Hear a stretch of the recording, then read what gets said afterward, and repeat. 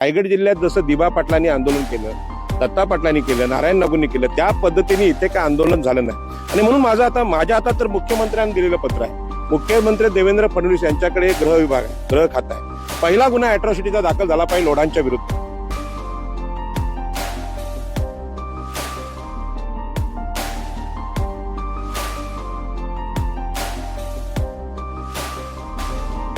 मी विश्व हिंदू परिषदचा अंबरनाथ जिल्हा सहमंत्री म्हणून माझ्याकडे दायित्व आहे. मी गेले 17 ते 18 वर्ष विश्व हिंदू परिषदचं काम बघतोय. तिथे आदिवासी माणसाला तुम्ही मारले जमिनीसाठी. आता या जंगलाचा मुख्य अधिकारी कोण? आदिवासी. मग मला विश्व हिंदू परिषदच्या लोकांना विनंती आहे, माझ्या आगरी समाजाचे अनेक लोक बजरंग दल आणि विश्व हिंदू परिषद ठाणे रायगड जिल्ह्यात काम करतात आणि हे काम करत असताना शेतकरी म्हणून त्यांना जमिनीपासून दूर करणारा कोण आहे? हाच लोढाच आहे, जो स्वतःला हिंदू समजतो. कबुतरांचे प्राण वाचवण्यासाठी तुम्ही मोठं आकांड तांडव करता, मुंबई हलवून टाकता. ही आमची माणसं म्हणजे आदिवासी माणसं, आगरी माणसं तुम्हाला दिसत नाही का?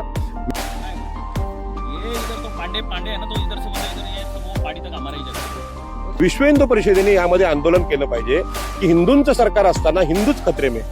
पण हे बाजूला घेत असताना, समन्वय चालू असताना बोलताना संघटनेच्या वरिष्ठ अधिकाऱ्यांची तुम्ही ही आमची नुकसानी केली, तोडफोड केली, आम्हाला हल्ला केला, आमच्यावर जीव घेणं हल्ला केला, आमच्या पोरांना मारहाण केली, मोबाईल हिसकावून घेतले, व्हिडिओ डिलीट म्हटले, याचा अर्थ काय होतोय? पण इथे शेती पंतप्रधानांना पत्र दिलं, मुख्यमंत्र्यांना दिले, गणेश नाईक साहेबांना दिले, वन मंत्र्यांना दिले, महसूल मंत्र्यांना दिले की याच्यावर कुठेतरी कारवाई व्हावं आणि मला न्याय मिळावा म्हणून असं पत्र दिलं. आणि नाही जर असं झालं तर मी एक त्या 15 दिवसात उपोषित बसणार आहे असं त्यानं मी त्या पत्राद्वारे कळवलेलं आहे. तुमचा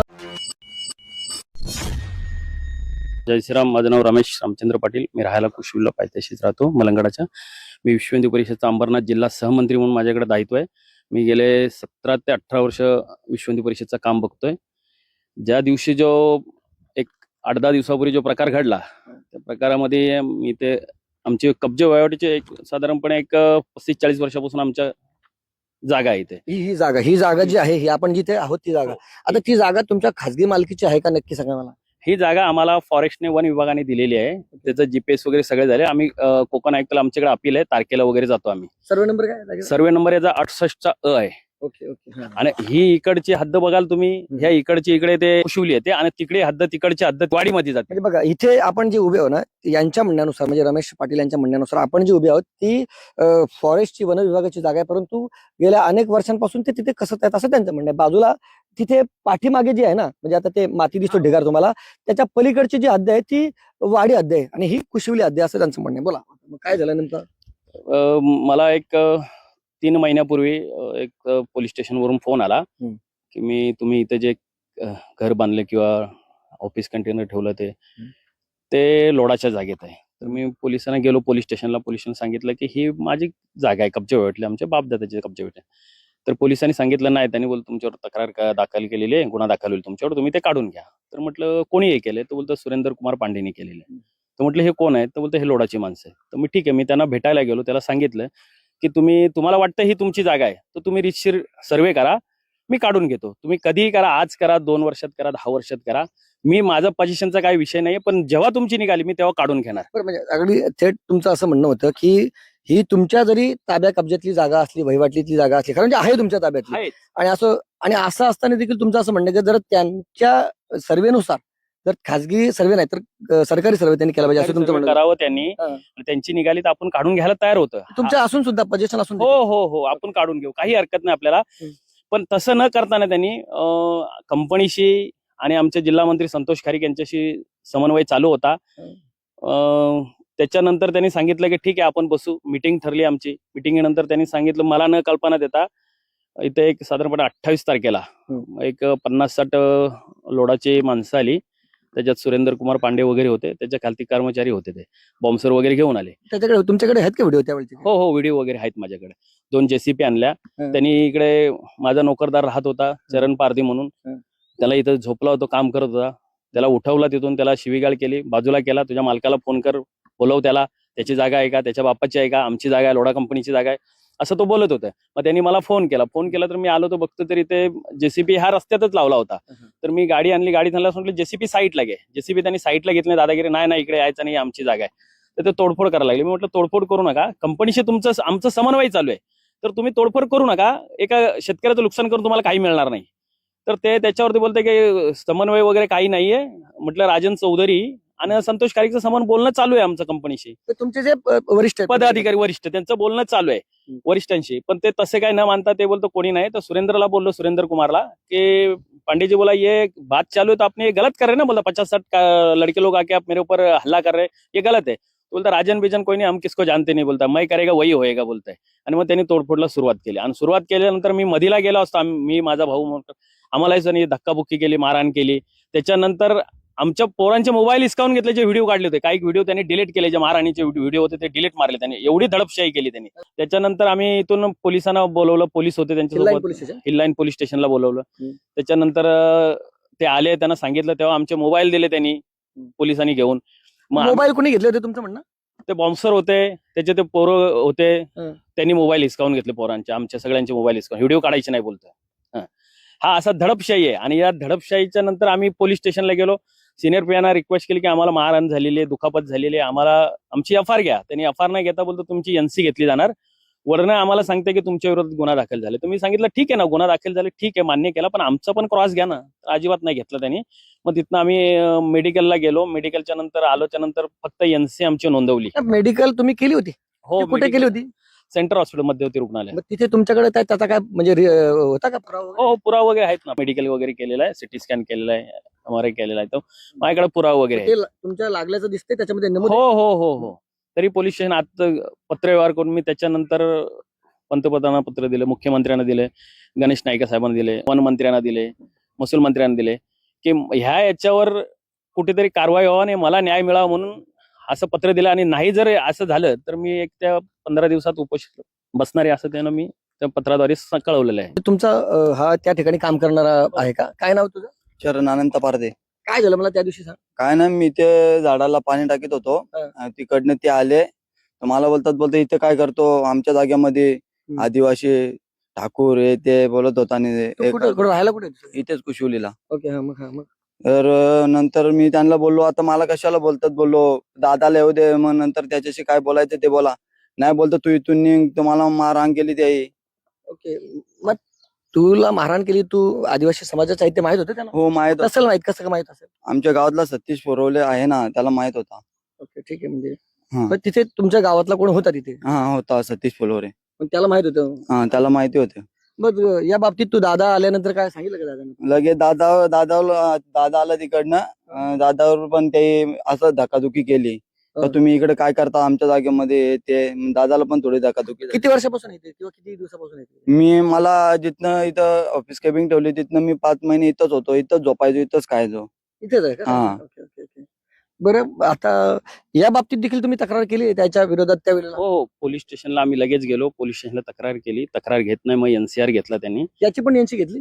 हो, एनसी त्याचं तर काही घेतलंच नाही. काय?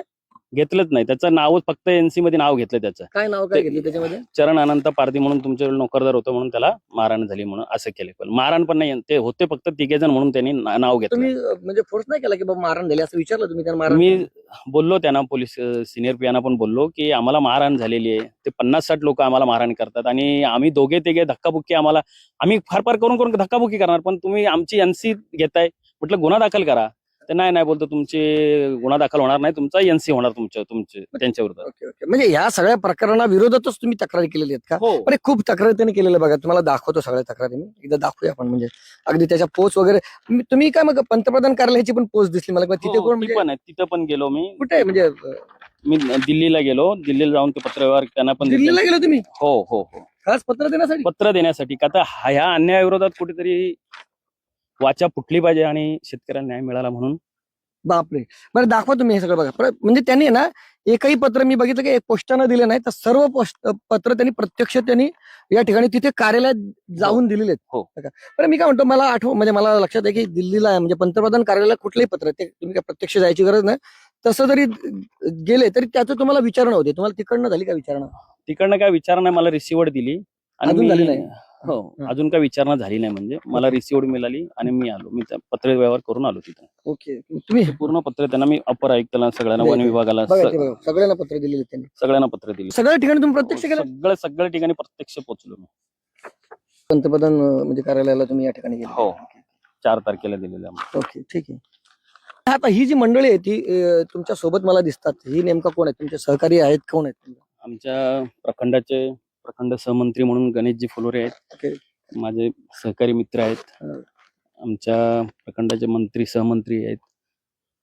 अजून कार्यकर्ते येतात. बरं, तुम्ही या संघटनेद्वारे म्हणजे तुमचं जे पत्र दिसते सगळं विश्व हिंदू परिषदेच्या नावाने दिलेले पत्र आहेत हो. तुम्ही, म्हणजे खरी म्हणजे तुम्ही एकतर आरोपच गंभीर करता, म्हणजे तुमचे आरोप सगळे गंभीर आरोप आहेत की तुम्हाला मारहाण झाली वगैरे, आणि अशा वेळेला तुम्ही पत्र देखील मग विश्व हिंदू परिषदेचे वापरता. म्हणजे हे तुम्ही काय विचारणा करून कारण संघटना वेगळी आणि तुम्ही वेगळे आहेत असं म्हणायला लागेल ना. मग अशा वेळेला तुम्ही पत्र त्यांची कशी वापरलेली आहे तिथे? आज गेले कित्येक वर्ष आम्ही हिंदू धर्मासाठी लढतोय.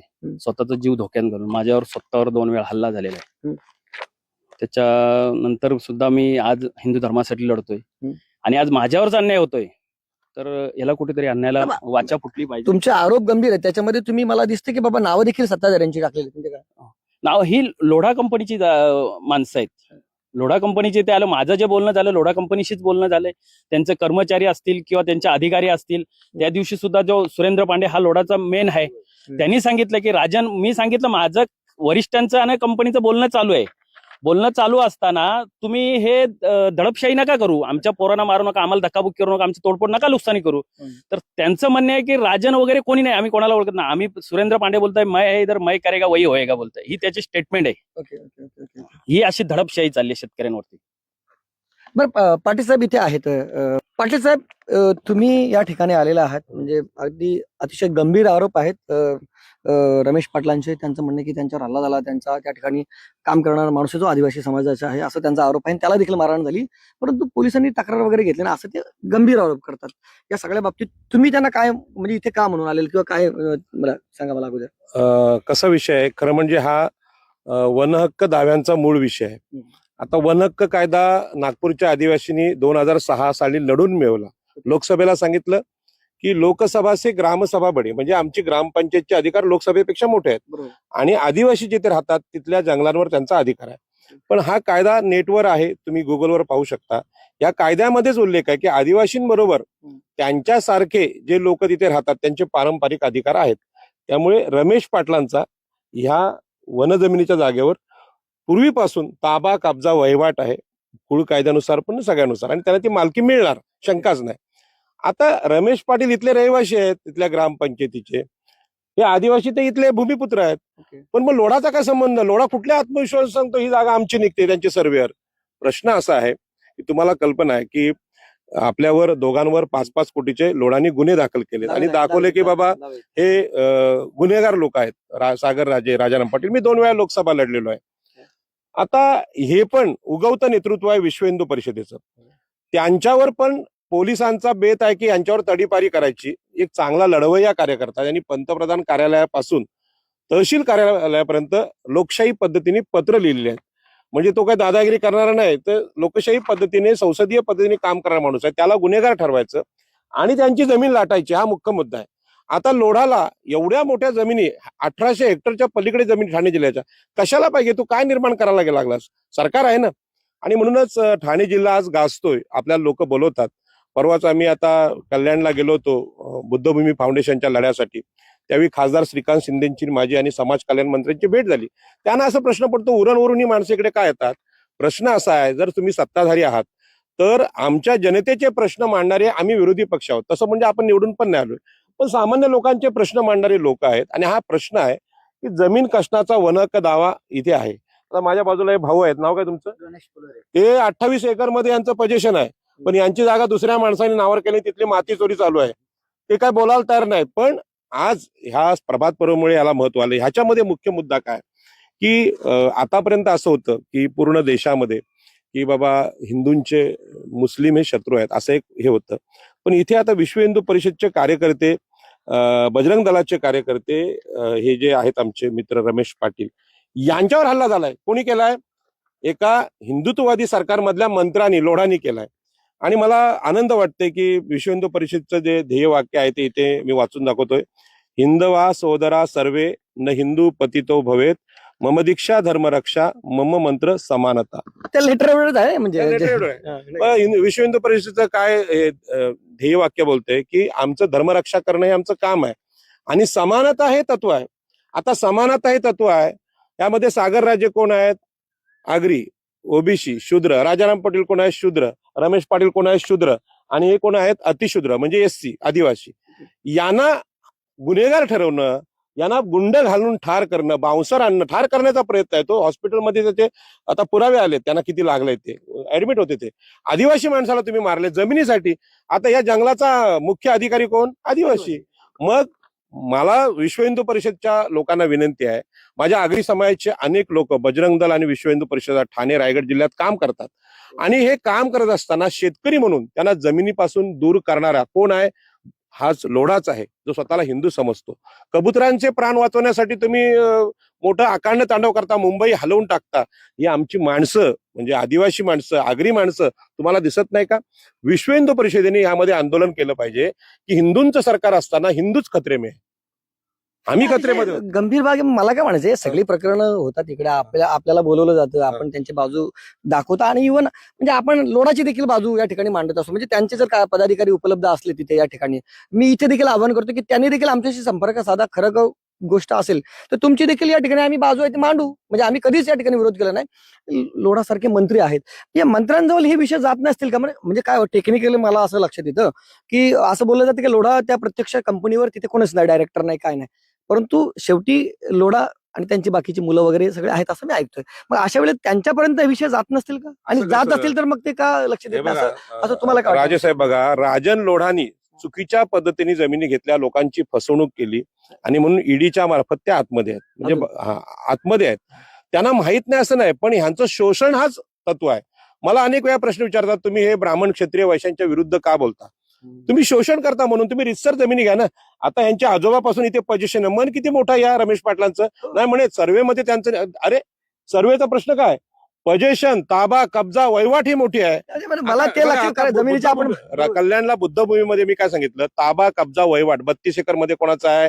त्या बौद्ध लोकांचा आहे. मग ते मालक, पालिका नाही, शासन नाही, ते मालक आहेत. म्हणजे कधी सर्वेमध्ये जरी जमीन निघाली फॉरेस्टची किंवा त्यांची, तरी सर्वेमध्ये जरी निघालं तर त्यांचं घर तोडलंय, तुम्ही पुरावा नष्ट केला. आता बरोबर आहे, त्यांनी लावलेली झाडं आहे, शेती आहेत. सगळ्यात मोठे फिजिकल पुरावा असतात ते महत्वाचे आहेत आणि ते पुरावे रमेश पाटलांचे आहेत. आज इथे पंचनामा होऊ दे ना, आज येऊ दे महसूलला, फॉरेस्टला येऊ दे, आम्ही जमीन कसतोय, आम्ही मालक आहोत.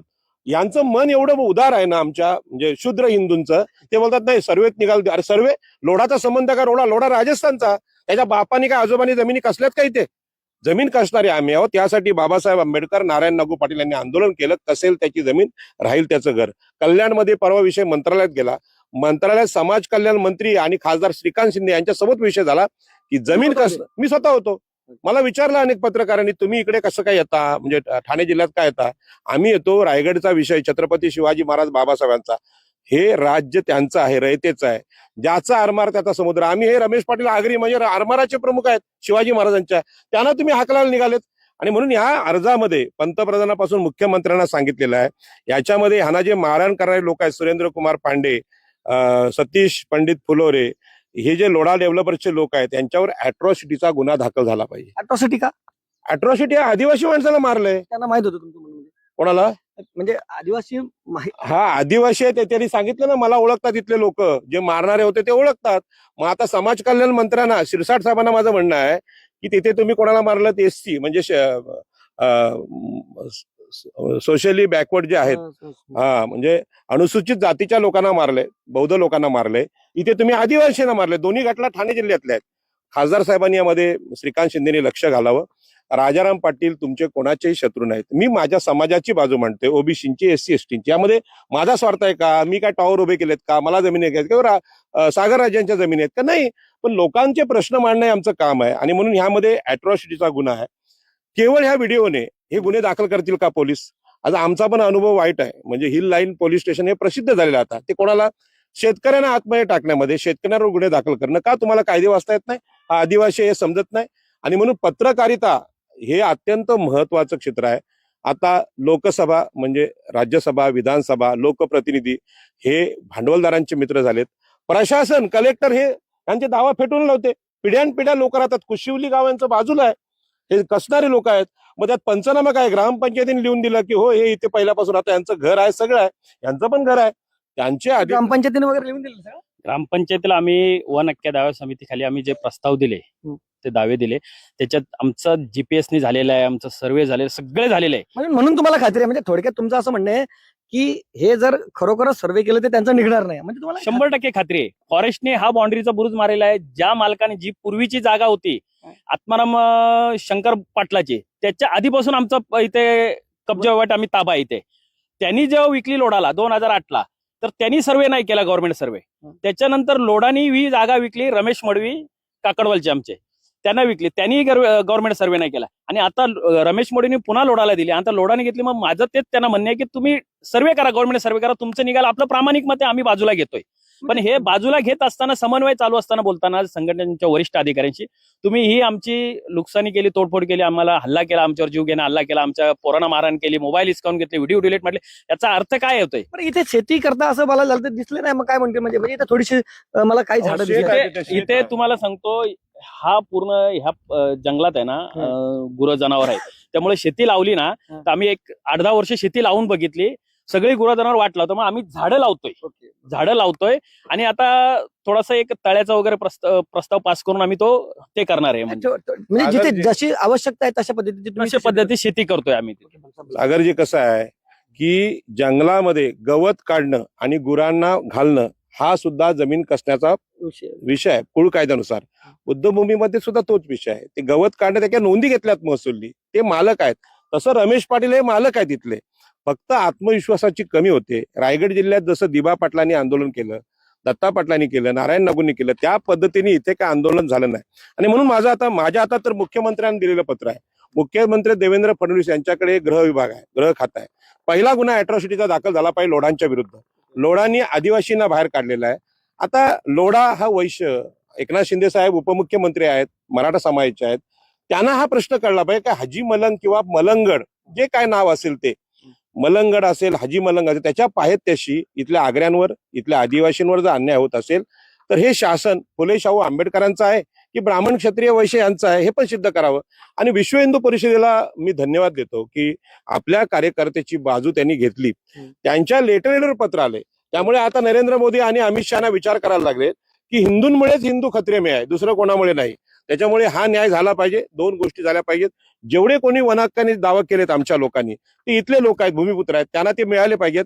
आणि आगरी समाजाला मी खात्रीने सांगतो की जसा हे ठाकूर आहेत आणि आमच्याकडे कातकरी 2 जमाती आहेत आदिवासी, त्यांचा तर पहिला अधिकार आहे जंगलावर, पण त्यांच्या बरोबरच आमच्या आगरी समाजाचा सुद्धा पारंपरिक अधिकार आहे. मी पुन्हा आठवण करून देतो, वाशी सारख्या शहरामध्ये दशरथ भगत आता उपमहापौर आहेत, त्यांच्या गावाच्या बाजूला मॅनग्रोव्ह होती, तिथे पण आम्ही सांगितलं फॉरेस्टला मॅनग्रोव्हला जंगल जाहीर करायचं असेल तर पहिला ठराव आमचा लागेल, ग्रामसभेचा.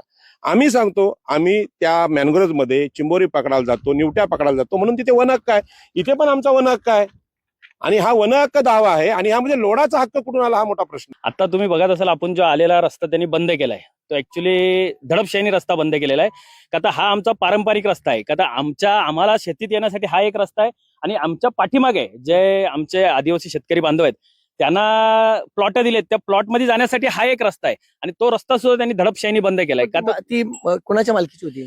ती मालकी वाडीचे वासुदेव गणेश पाटलांची मालकी आहे. त्याच्याकडनं टी शेखरनी घेतलेली आहे. टी शेखरनी लोढाला दिली, लोढानी पुन्हा कुंभारलीचे आपले विजय पाटील आहेत त्यांना दिलेले. मी त्यांच्याशी बोलणं करून तो रस्ता चालू केला आणि पुन्हा त्या लोढानी आणि लोढाच्या कर्मचाऱ्यांचा धडपशाहीने तो रस्ता बंद केलेला आहे. लोढांची होती रस्ता का कोणाचा होता तो? म्हणजे आता तो रस्ता प्रायव्हेट मालकाचा आहे तो आणि त्याच्याशी शेतकऱ्याचा रस्ता आहे तो. म्हणजे जेणेकरून ज्यांनी घेतलेली जमीन आहे ती बदली दिलेली त्या मालकाचा आहे तो. आणि त्याच्याशी मी बोलणी करून तो रस्ता आम्ही चालू केला होता. बघा, ते महसूल मंत्री रोज व्हिडिओ क्लिप टाकतात की शेतकऱ्यांचा रस्ता असतो, पाणंद रस्ता वगैरे ते बोलतात, तो रस्ता हा अधिकार आहे, तो कोणाचा खाजगी नसतो. जरी जागा त्यांनी खरेदी केली तर पारंपरिक रस्ता बंद करता येत नाही. त्यामुळे हा पण अॅट्रॉसिटीचा गुन्हा आहे. पाठीमागे आदिवासींचे प्लॉट आहेत, तो रस्ता त्यांनी बंद केलाय. रस्ता खाजगी नसतो कधी, रस्ता हा सार्वजनिक मालकीचा आहे. उद्या हायवे बंद कराल तुम्ही, आमची जमीन आहे, असं नाही चालणार. त्याच्यामुळे ही दादागिरी आहे लोडाची, हे नाही चालणार. हे कसं काय ठाणे जिल्हा खपवून घेतो? त्यांचं म्हणणं की ती जागा लोडांची नाही ना, असं नाही, ती जागा लोडाची नाहीये. रस्ता बंद केला तुमचं म्हणणं त्यांनी? धडपशाही करायची, शेतकऱ्याला कसं दाबता येईल त्याच्यावर गुन्हे दाखल करायचे, मग त्याला हद्दपार करायची किंवा त्याच्या व्हिडिओ व्हायरल करायचे, तुझ्यावर गुन्हे दाखल होतील, मग तू शांत बस, हे अशा चिकार धमक्या आलेल्या आहेत. म्हणून या अन्यायाविरोधात कुणीतरी वाचा पडाला, म्हणून आम्ही कुठेतरी शासनाकडे न्याय मागतोय. खुल्ला तात्पुरता केलाय का तुम्ही? नाही, रस्ता खोललेला बंदच आहे तो. आपण बघा उड्या मारून आलोय तिथे रस्ता. मी आता आता मला सांगतो, खोल- त्याने जेसीबी लावायला संध्याकाळी उघडून टाका. हा, आणि तो मी हरिदास पाटलांनी केला ना. तहसीलदारांना मी विनंती करतो, महसूल मंत्री चंद्रशेखर बावनकुळे त्यांनाही माझी विनंती आहे की तो रस्ता मला खोलून देण्यात यावं, अशी मी माझी विनंती त्यांच्याकडे हे करतोय. तर काही सहकारी त्यांच्या सोबत आहेत. बरं, या तुम्ही पुढे या. तुमचं म्हणजे बघा, मी तुम्हाला यासाठी विचारतो, एकतर विश्व हिंदू परिषदेचे तुम्ही सर्व पदाधिकारी आहात आणि अशा वेळेला तुम्ही तुमचं लेटर हेड दिसतं मला तुमच्या म्हणजे विश्व हिंदू परिषदेचं. अशा वेळी तुम्ही इथे येण्याचं कारण काय? म्हणजे आम्ही अशाच संदर्भात आलो इथे की आमचे नाव पद सांगा अगोदर. माझं नाव ओळख द्या. गणेश पुलोरे आहे. मी बजरंग विश्व हिंदू परिषदेचा प्रखंड सहमंत्री आहे. ओके. आता याने जो लढायला घेतलेला आहे लोडाच्या विरोधात, त्यांना आमचा पूर्णपणे पाठिंबा आहे. बरं, सागरजी, मला वाटतं किती खातेदार आहेत आपल्या इथे आगरी समाजाचे असे वन हक्क दावेवाले? 35 लोक आहेत. 35 लोक आहेत. त्या 35 लोकांना मी नम्रपणे आवाहन करतो, तुम्ही ताबे कब्जा वहिवाटीत जर वन विभागात असाल तर रमेश पाटलांच्या नेतृत्वाखाली एकत्र या. हे सगळे दावे मंजूर होणार. काय आमचा सुद्धा वनावर पारंपरिक अधिकार आहे, असा आदिवासी कायदा म्हणतो. फक्त त्या कायद्याची माहिती नसल्यामुळे आज ही पत्र कायद्याने गेलेत. माननीय मुख्यमंत्री देवेंद्र फडणवीस, उपमुख्यमंत्री एकनाथ शिंदे आणि मंत्री लोढा यांना विनंती आहे की जर तुम्ही आमच्या लोकांना हे अधिकार दिले नाहीत तर आता तुमचा लोढा अॅट्रॉसिटी खाली गुन्हेगार आहे आणि तुमचं सरकार गुन्हेगार आहे, तुम्हाला राजीनामे द्यावे लागतील. अशा प्रकारचं आंदोलन ठाण्यामध्ये उभं राहील. म्हणून सागरजी, आपल्या दोघांवर गुन्हे आहेत 5-5 कोटीचे. आज आमचे तुमचे खिशे रिकामे केले तर 50 रुपये निघतील का नाही हा मोठा प्रश्न आहे. अशा परिस्थितीमध्ये लोढ्याने जी न्यायालयाचा उपयोग म्हणजे लोकांना दडपण्यासाठी, गुन्हे नोंद करण्यासाठी, पोलीस स्टेशनचा उपयोग आम्हाला तडीपार करण्यासाठी जो सुरू केलाय आणि प्रशासन आमचे दावे रद्द करते, म्हणजे कोकण आयुक्त असतील, ठाणे जिल्हाधिकारी असतील, इथला वन विभाग असेल, आग्र्यांचे दावे रद्द करते आणि लोढाला जमीन देते. हे खरं म्हणजे भूमाफियागिरी आहे, ही चोरी आहे जमिनीची. लोढाचा इथे संबंध काय? लोढाचा आजोबा नाही 100 पिढ्या अगोदरच्या कोणी इथं आलं असेल काय जंगलात? नाही. मग त्याचा दावा कसा काय होतो आणि तो कसा सांगतो ही जमीन माझी आहे? आणि म्हणून यासाठी ठाणे जिल्ह्यातल्या लोकांनी आंदोलन करावं, आमच्यासारख्या लोकांच्या पाठीमागे उभं राहावं. तुम्ही जर नसाल तर कदाचित उद्या सगळे आम्ही तडीपार झालेले असो, गुंड म्हणून आमची नावं येतील. हे होऊ नये म्हणून समाजाने आमच्या सोबत यावं ही नम्र विनंती प्रभात पर्वच्या माध्यमातून मी करतो. तर बरं, एक महत्वाची गोष्ट म्हणजे ही सगळी जागा आहे ना, मला खूप म्हणजे ही एकतर वन म्हणजे जर आली, फॉरेस्ट आली आणि म्हणजे मलंगड आहे बाजूला, तर इको सेन्सिटिव्ह झोन असावा असं मला वाटतं. मग अशा वेळेला म्हणजे तुमचं जे म्हणणं आहे किंवा तुमचं म्हणणं आहे की लोढासारखे लोक ही ते जमिनी घेतात, काय नेमकं काय कारण असं? काय तो त्याचा डेव्हलपमेंटचा कार्यक्रम, जे जमिनी घेतोय तो डेव्हलपमेंटसाठी घेतोय. पण आता ह्या परिसरात तुम्ही बघाल तर डेव्हलपमेंट करणं इथे क्वारी काढलेली आहे, तर त्यामुळे आमच्या जमिनीने भाव पडलेले आहेत. त्याच्या विरोधात लोकांनी मागे आंदोलन केला, ते दाबलं गेलं. म्हणजे जे आंदोलन करतोय, जो त्याच्या विरोधात आवाज होतो, त्यांना दाबण्याचा प्रयत्न करतात ते लोक. पण शेवटचंच म्हणणं आहे, तुम्ही या सगळ्या बाबतीत आता पत्रावर तर केलेलं आहे, काय तुमची शेवटची भूमिका काय असणार? माझी भूमिका मुख्यमंत्री देवेंद्र फडणवीस नाही, उपमुख्यमंत्री एकनाथजी शिंदे साहेबांना आहे, महसूल मंत्री चंद्रशेखर बावनकुळे, वन मंत्री गणेश नाईक यांना विनंती आहे माझे हात जोडून की माझ्यावर जो झालेला अन्याय आहे, मी एक सामान्य शेतकरी आहे आणि एक संघटनेचा विश्व हिंदू परिषदचा सहमंत्री म्हणून आहे, मला न्याय देण्यात यावा आणि समोरच्या यांच्यावर गुन्हे दाखल करण्यात एवढी मागणी. आणि हे जर झालं नाही तर मी पत्र दिलेलं आहे, जसं उपोषणाला, अमरण उपोषणाला बसणार आहे. मी तहसीलदार कार्यालयासमोर अमरण उपोषणाला बसणार आहे. इथे जे सगळे उपस्थित आहेत ते पदाधिकारी सर्व विश्व हिंदू परिषदेचे आहेत आणि त्यांचं म्हणणं की बाबा त्यांचा या सगळ्यांना पाठिंबा, तुमचा सगळ्यांचा पाठिंबा आहे का त्यांना? सर्वांचा पाठिंबा आहे. भारत माता की जय! भारत माता की जय श्रीराम, जय मलंग, जय मलंग, श्री मलंग, आई भवानी शक्ती दे, मलंगडाला मुक्ती दे. जय श्रीराम, जय श्रीराम, सनातन हिंदू धर्म की जय, सनातन हिंदू धर्म की जय. जमीन आमच्या हक्काची, नाही कुणाच्या अरे जमीन आमच्या हक्काची, नाही कुणाच्या हे जंगल आमच्या हक्काचं, नाही कुणाच्या हे जंगल आमच्या हक्काचं, नाही कुणाच्या तो समुद्र आमच्या हक्काचा, नाही कुणाच्या लोकनेते दिबा पाटलांचा, डॉक्टर बाबासाहेब आंबेडकरांचा, जय असो. नारायण नागू पाटलांचा, जय असो. भारतीय संविधानाचा, जय असो.